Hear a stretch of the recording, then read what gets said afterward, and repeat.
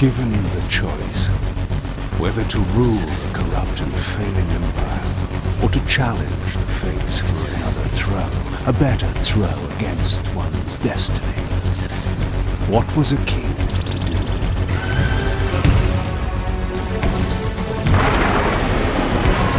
Our celebration of Koumei! It angers the demons in the water! Hurry inside, child. Doga! The tenno will cut through the infested and deliver our offerings to Koumei. Always, the vision begins the same. Kanum, here they come! Go now and shift the tide of fate!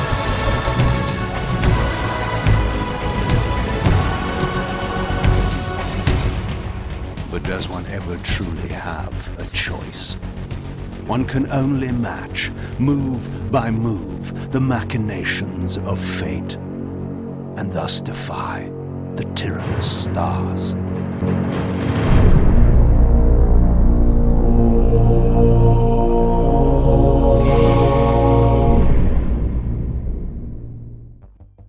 Hey all, Siege here, and today I want to discuss the story within Warframe's Koumei and the Five Fates update, as, once again, the quest's significance, I believe at least, comes in an attempt to add more content to the concepts we will be more thoroughly exploring in Warframe 1999, especially in how it's portrayed, appearing to provide us with a more mystic adaptation of something most of us already are quite familiar with, that being eternalism. And I wonder if the point behind this story is just that, to give more clarity or at least intrigue to what the 1999 world of Warframe is, has, or will be experiencing. Because Koumei is a different type of Warframe than we've become accustomed to, at least according to those who believe to know her best. Consider the Dice Maiden. Beside her already impressive kit of powers, Koumei appears to have a very unique ability to not only be able to show those who interact with her their future, more importantly, according to her followers, given the right circumstances, she can alter a horrible fate by bringing the Vision's host to the dire moment and offering a very similar situation as what's described by Illyria in the New War. The Void offers humanity the truer telling of eternalism that now is merely a facet of a great block. My head hurts. It is relative, and we can change the frame. The tyranny of the present absolute is overthrown. Tomorrow is now its equal. But almost inverted in nature. Here, the subject, apparently with the aid of a chosen champion, can experience what would be considered a breakpoint in time, most detrimental to, at least in this case, the Ostrons and the Cetus settlement as a whole. It's implied that without the champion's intervention, the Cetus we've come to understand, as such an integral part of the Warframe story, will eventually be overrun by the infestation, making the area uninhabitable, with the Unum either being destroyed or finally giving up its protection at some very real point. And we are told that only by our intervention can this fate be changed. I have had such dark dreams. Infested demons rise from the ocean and plunder Cetus, while they hack lotus and crows. I know in my bones this is a fate dream sent by Koumei. One who is bold enough to enter a fate dream may change their fate. Visit Koumei's shrine, Krona Meta. Save Cetus from what is coming. The process, first described by Saya, the former love interest of two separate residents within the familiar Ostron territory, appears to be describing her fate dream as a kind of shared hallucination between herself and the Tenno, but perhaps the villagers present at the time as well. It's unclear whether these entities are just part of her vision, almost like placeholder vague citizens, as the one resident we are able to see is given the rather mundane title of Ostron Boy, while the others are only heard from different huts residing within the entrance area to see us.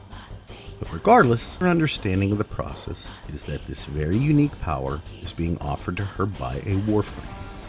And I believe it important to point out that thus far, this seems to eclipse anything else we've really experienced from one of these Technocyte warriors.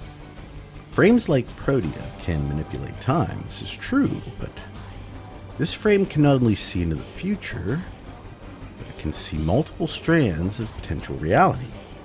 Enough to know where the point of no return exists, as well as being able to manifest said situation in a manner where, according to Sai at least, the destiny they've been shown can supposedly be altered. As mentioned, while appearing to somewhat allude to the same specific door that both Euleria and Albert Entrati were attempting with Eternalism, this is something more. You see, with the Entrati's idea of Eternalism, we see a more scientific and, let's say, specific method behind changing one situation, where it appears the method is utilized for correcting a past scenario that did not go the way of the subject, and thus, by returning to said situation and making a different choice, the past can be effectively changed to produce a more desirable future, at least from the perspective of said subject. However, this is where Koumei is different. She is essentially showing her faithful, horrific events that are fated to come to pass, and insinuating at least to presumably change that fate based on the offerings she is given. Personally, I see parallels here of Western versus Eastern medicine, with Western medicine being embodied by the Entratis, treating symptoms, issues that have already manifested and thus must be removed without the thought of how the subject came to the terrible fate in the first place. Versus Koumei's method, appearing more Eastern and symbolically treating the body before the event ever occurs and steering it into a more palatable direction, which, while I'm not sure was intended, to me at least adds another very interesting and more importantly plausible aspect to both Koumei's design, as well as the differing methods by which Entrati and Koumei essentially present the same effect, both in vastly different ways, of course.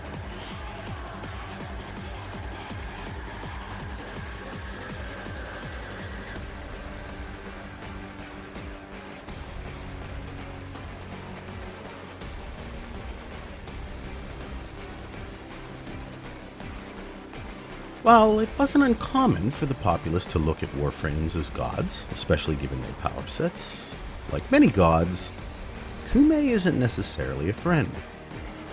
In fact, the lyrics of the music included with this update very much show that she is indifferent to the plight of the Ostrons.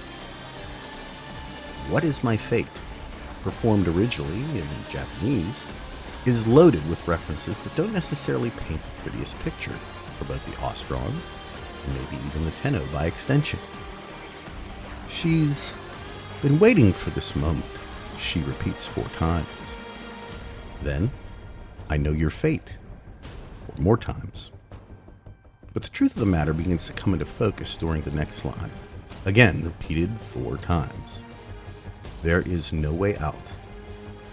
And it's here one must ask, why say such a thing when the very idea here is to change our fate, defying the very stars themselves, if you will? And her answer to that, this is your end, 8 times in a row. For I'm guessing an overwhelming majority of Warframe players who don't understand Japanese natively, this message is completely buried in an admittedly fantastic song. One that I'm sure had players the world over pretty pumped up while they were believing to be making a difference. But to those who understood the song from the beginning, and were paying attention of course, they were told right away the grim reality, and according to her, futility, of all that occurs during this mission. Who is she speaking to within these haunting tones? The Ostrons? Saya specifically? It is her fate dream after all. Or is it to us, the tenno? And it may even lend itself to the idea that this time, she either can't change things, maybe even due to the already unnatural actions of Entrati and his adversary, forcing even her threads of fate into an inert state, or, perhaps even worse, she simply desires not to change things this time. The song goes on to say, "I've been waiting for this, your nightmare become real, again, 4 times. Almost as if she's reveling in the idea that this time, there's no escape. Curiously enough, ending that passage with the very succinct single reiteration of the only truth that really matters. There is no way out. And to those wondering what she's referring specifically to, well, she reveals that at the end. The corruption infesting your lands, exactly what we're witnessing and essentially fighting against, over and over and over again, re-rolling Koumei's die in a frantic, continuous manner to somehow, some way, change the fate of the people of Cetus. But while we wage war against this future foe, asking desperately for a different throw, a better throw, against what very well appears to be their future, Koumei, seemingly, during the course of this mission, continually tells us, no. And it's here it would be remiss to not bring up the very concept of Koumei, or rather, Koumei as she appears to us, a puppet, dangling on strings. A curious visage indeed, given that we've heard a very similar statement before.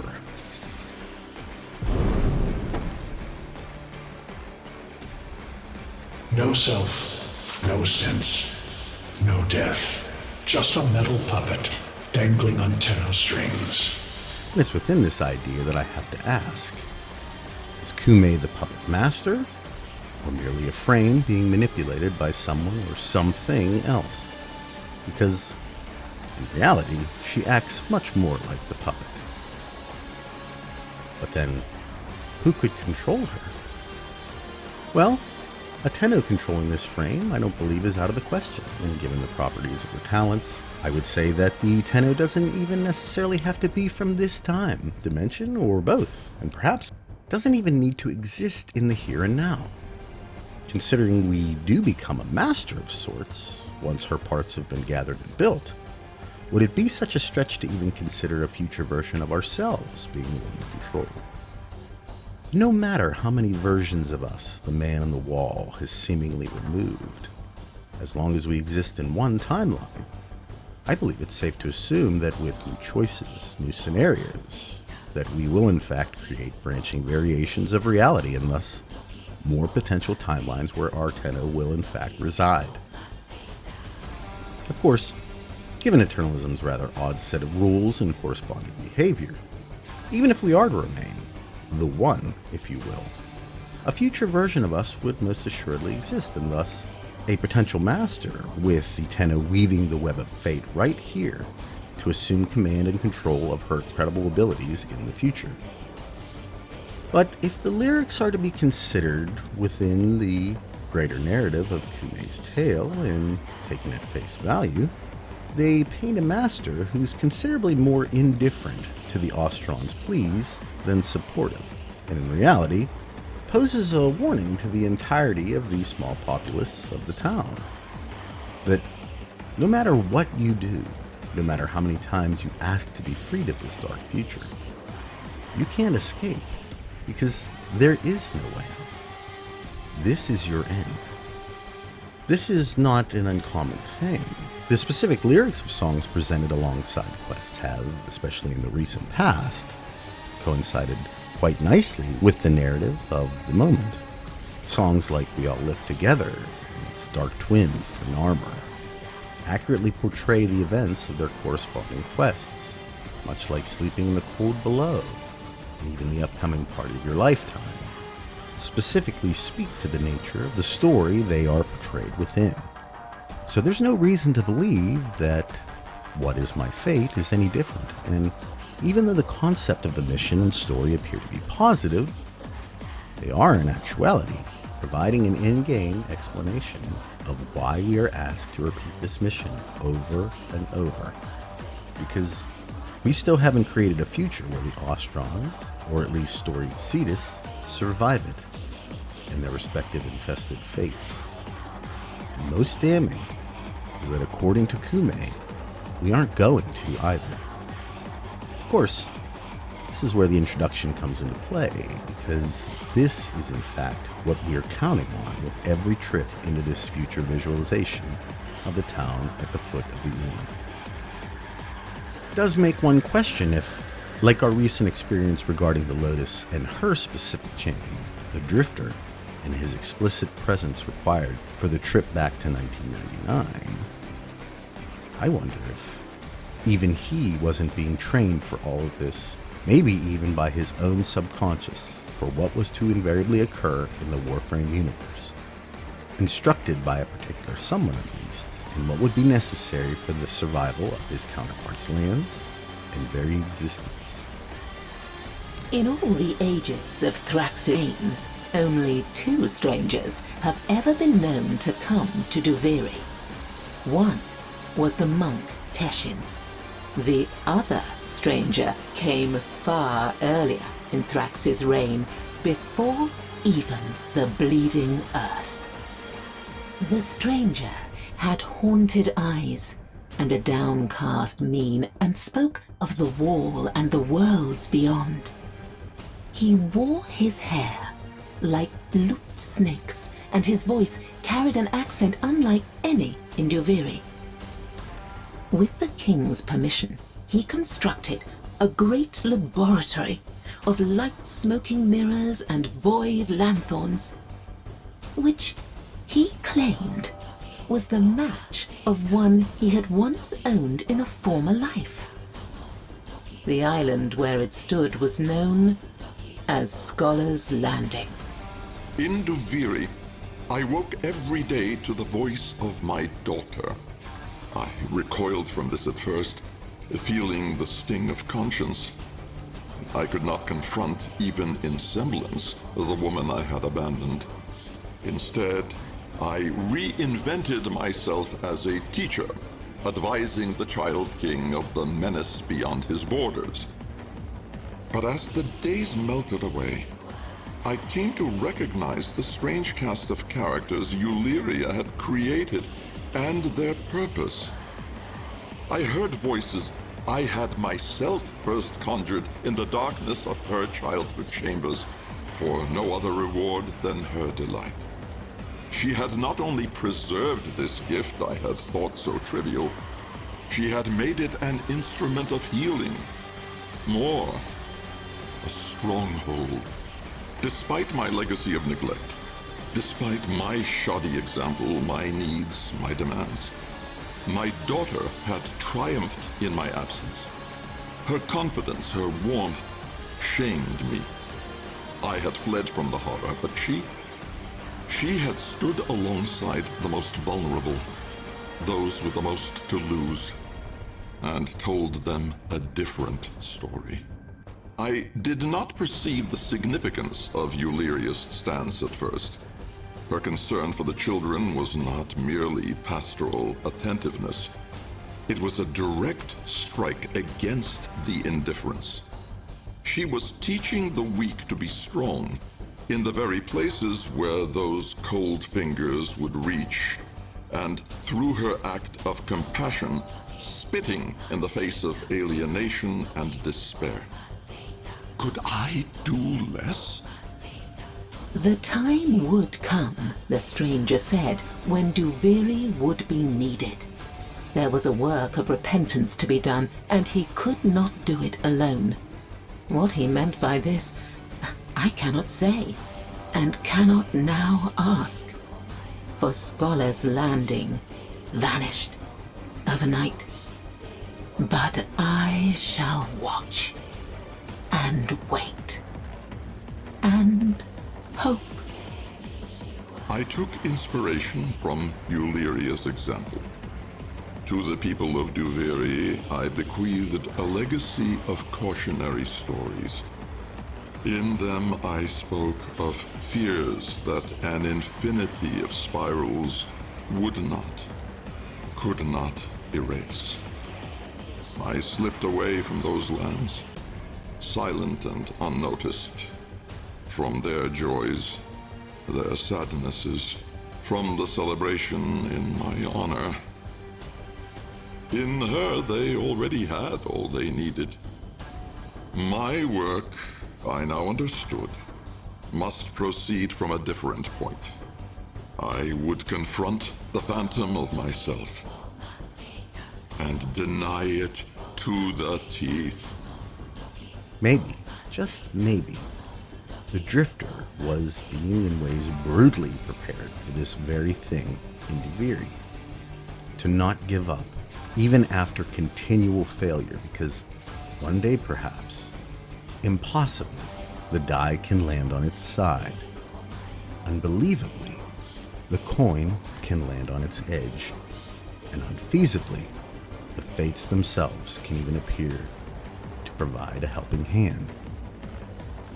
It almost seems too good to be true, and in that one must again consider if any of this is random chance, or is there always a greater power pulling the strings, and thus, do there truly exist any actual coincidences within these specific infinitesimal chance events in the first place?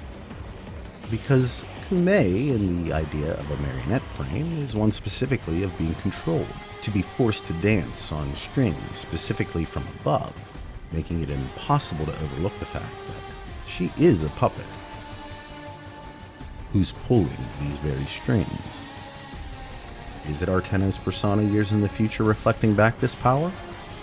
Or maybe, is it just Koumei herself, a warframe of her own mind, volition, ideals, and goals, and has in this occasion decided the Ostron's offerings are merely not sufficient?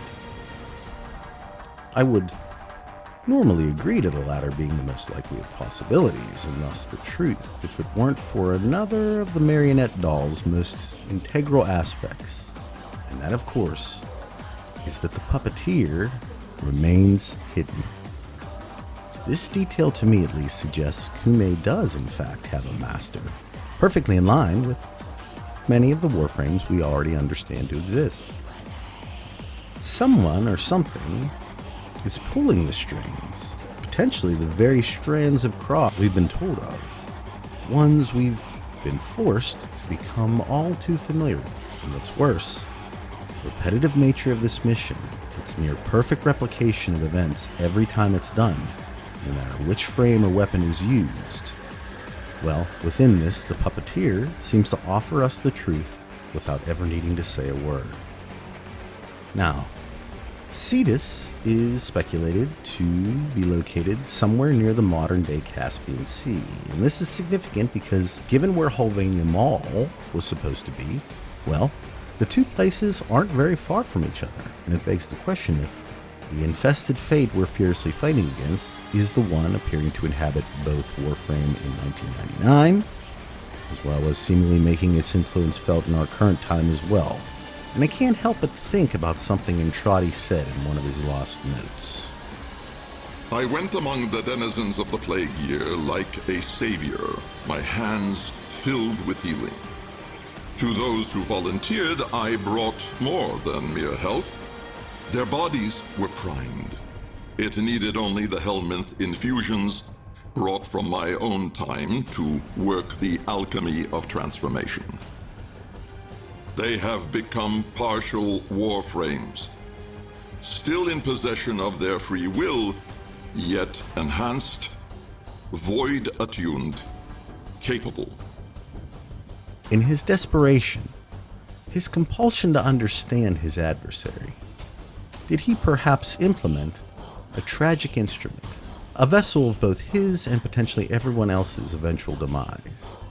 The marriage of these two, as of now, almost Lovecraftian and more importantly opposed forces.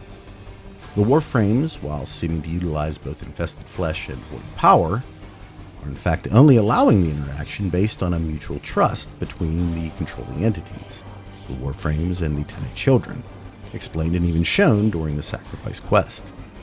However, an unchecked union, perhaps even predicated upon a lie to begin with, appears to be the fulcrum of 1999's true significance, and it makes me wonder if rampant and unconstrained experimentation wasn't the root cause.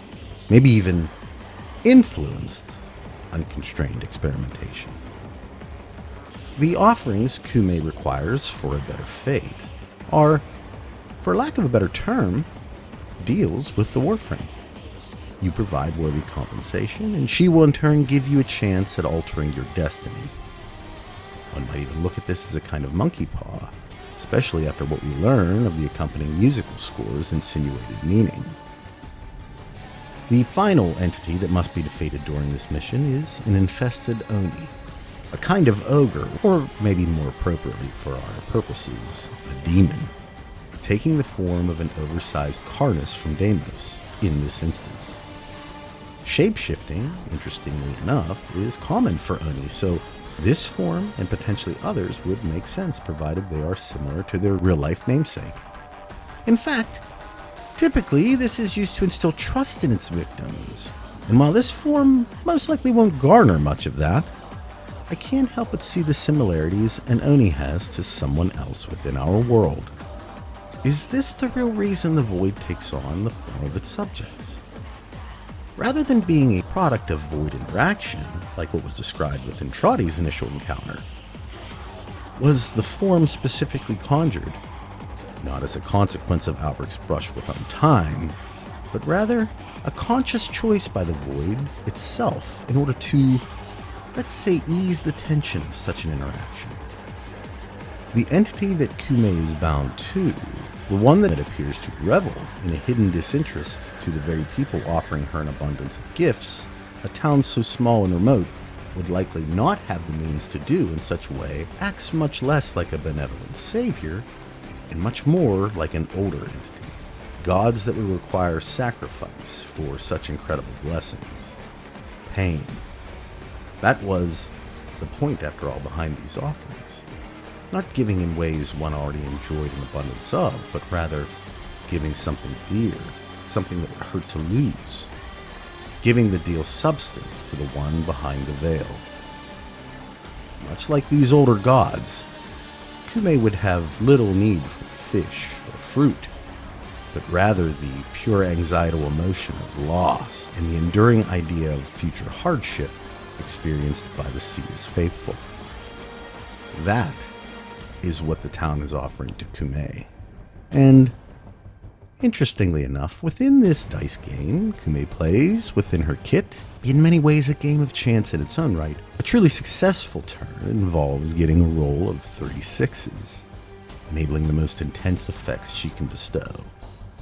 3 6s, in order to battle both an infested demon and an almost certain apocalypse for the people of this small village. Who exactly are we dealing with again? Recently, I've been contemplating the concept of, without question, my favorite scene in all of Warframe.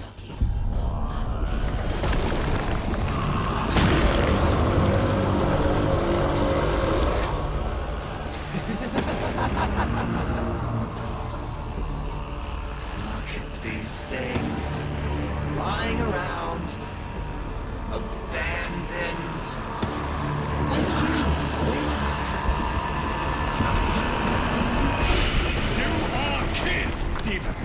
Not mine. I won't listen. I've personally watched this scene at least 50 times, if not more. The way it is portrayed, the delivery of the voice actor, as well as the facial expressions of our Void twin, provide the most ominous and eerie feeling I can remember in-game, even over something like the Chains of Hera, a horror-specific quest. This one scene to me, at least, is so utterly disturbing for a number of reasons. The Indifference has in theory become fully unleashed, appearing to someone else as well as the Tenno at the same time, an exceptionally rare occurrence, and furthermore, as far as I can tell, Abandoned. Like you, Lloyd.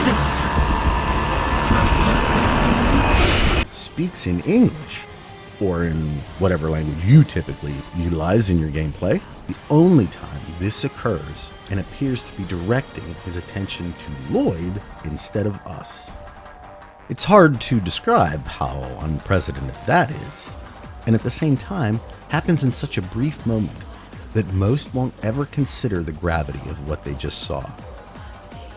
Of course, after even 50 or so watches, even I can pick up on something new to consider, something I haven't really even given credence to, but can at this point no longer ignore the possibility of, heck, maybe even the probability of, let's say, a very tumultuous idea. If the man in the wall can commandeer vessels, why wouldn't it be able to utilize Warframes? With that being said, I hope you all enjoyed today's video and it got you really thinking about the implications of Koumei's actions and even presence here and what they signify. After all, this monument wasn't even here before. And then poof, one day it just showed up with Saya herself talking about that very thing. When Hylook and I were young, she told me tales of fishing alone after dark. How she would hear strange knockings on the underside of her boat. So often it is the children who truly know, while the adults scoff. For so many years, her shrine was thought lost, and yet it was here, hidden from view, all the time. You may ask, how is that possible? And well, the answer, like many other things in this game, is quite literally eternalism. But let's call it a more holistic approach to the matter. Regardless, it does appear that according to her and whoever pulls her strings, a cure is not in the cards.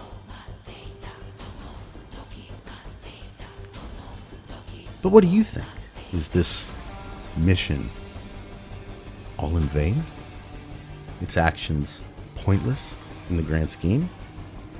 Or is there something deeper going on? I'll leave that up to you.